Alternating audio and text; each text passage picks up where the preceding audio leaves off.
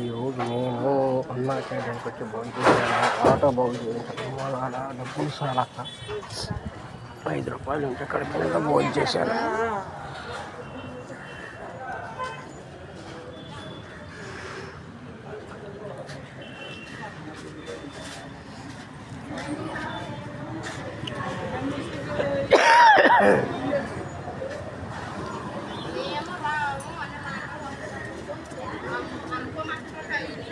ఈరోజు బాగా ఆకలేదు, డబ్బులు లేక అన్నా క్యాంటీన్కి వచ్చి భోజనం చేసాం. ₹5 ఇచ్చి ఆటో రిపేర్కి 400 అయినాయి.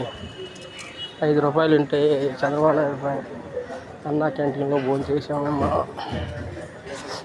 కడుపు నిండా ₹5 భోజనం పెట్టాడు చంద్రబాబు నాయుడు. తిన్నాను.